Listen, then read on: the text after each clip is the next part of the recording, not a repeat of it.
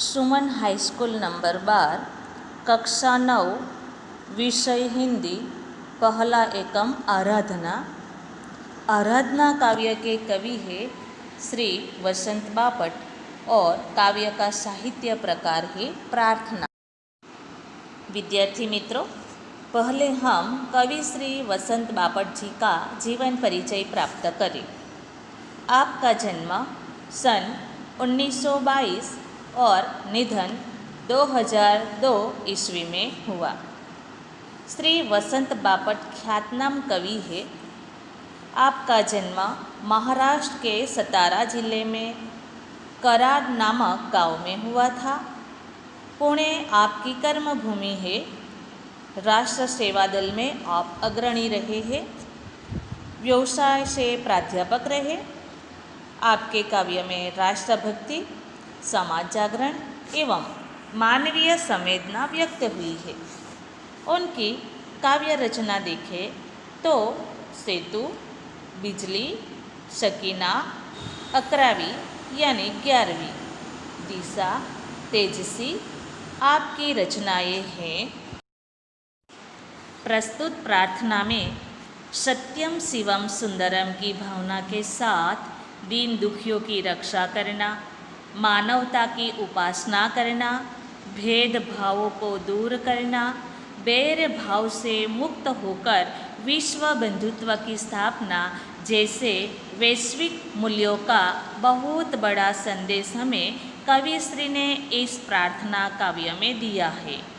भगवान ने हमें एक सुंदर मनुष्य का जन्म दिया है, तो मित्रों, हमारा सच्चा धर्म मानवता ही है।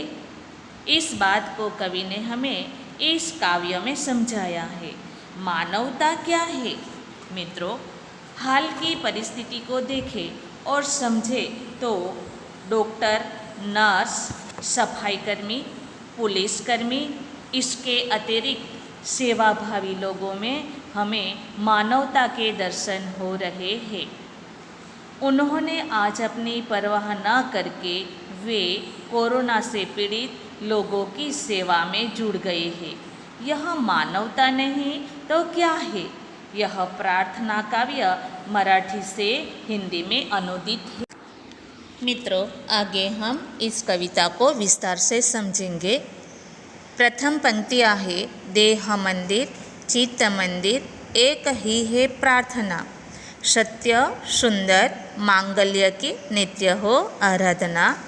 इन पंक्ति के शब्दार्थ देखें तो देह मंदिर यानी शरीर रूपी मंदिर, चित्त मंदिर मन रूपी मंदिर, प्रार्थना यानी निवेदन या भक्ति और श्रद्धापूर्वक ईश्वर से मांगना, मांगल्य यानी मंगलकारी या कल्याण की भावना, नित्य निरंतर या हमेशा, आराधना यानी पूजा।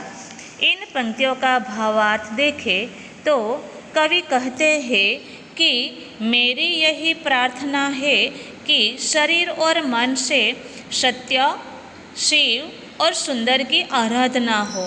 लोग सच्चाई के मार्ग पर चले, उनके मन में सुंदर विचार आए और सब एक दूसरे के हित की बात सोचे। मित्रों, आगे की पंक्तियाँ हैं, दुखियारों का दुख जाए, है यही मन कामना, वेदना को परख पाने जगाइए संवेदना, दुर्बलों के रक्षणार्थ पौरुष की साधना। अभी हम शब्दों का अर्थ देखें तो वेदना यानी पीड़ा, परखना यानी पहचानना, संवेदना यानी सहानुभूति, दुर्बल यानी कमज़ोर, रक्षणार्थ यानी रक्षा के लिए, पौरुष मर्दानगी, शक्ति और साहस। अभी आगे पंक्तियों का भावार्थ देखें तो कवि प्रार्थना करते हैं कि दुखी लोगों को दुख से छुटकारा मिले और लोग एक दूसरे की पीड़ा का अनुभव करें। दुर्बलों की रक्षा के लिए शक्ति और साहस का उपयोग हो। आगे की पंक्तियाँ है, जीवन में नव तेज हो, अंतरंग में भावना, सुंदरता की आश हो, मानवता की हो उपासना, शौर्य पावे, धैर्य पावे, यही है अभ्यर्थना। मित्रों, अभी हम शब्दार्थ देखें तो नव तेज यानी नई चमक, अंतरंग यानी अंतःकरण या हृदय, आश यानी आशा, मानवता यानी मनुष्यता या इंसानियत, उपासना यानी भक्ति या पूजा, शौर्य यानी शूरता या बहादुरी, धैर्य यानी धीरज, अभ्यर्थना यानी प्रार्थना या विनंती।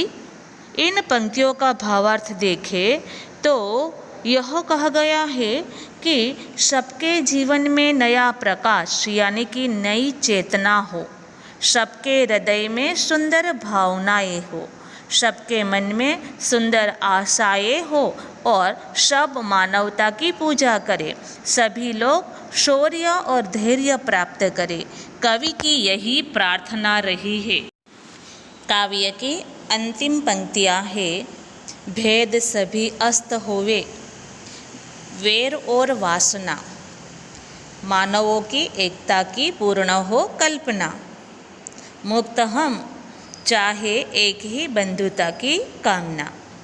अभी शब्दार्थ देखें तो अस्त यानी नष्ट होना या समाप्त हो जाना, वैर यानी दुश्मनी, वासना इच्छा, मुक्त यानी आज़ाद या स्वतंत्रता, बंधुता यानी भाईचारा, कामना यानी इच्छा।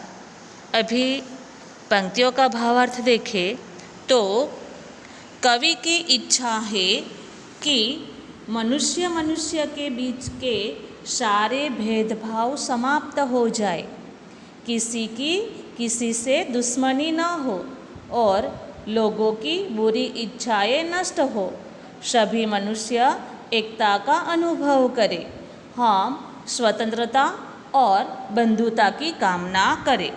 विद्यार्थी मित्रों, हम यहाँ पर आराधना काव्य को समाप्त करते हैं और मैं उम्मीद करती हूँ कि आप इस काव्य को अपने जीवन में चरितार्थ करें।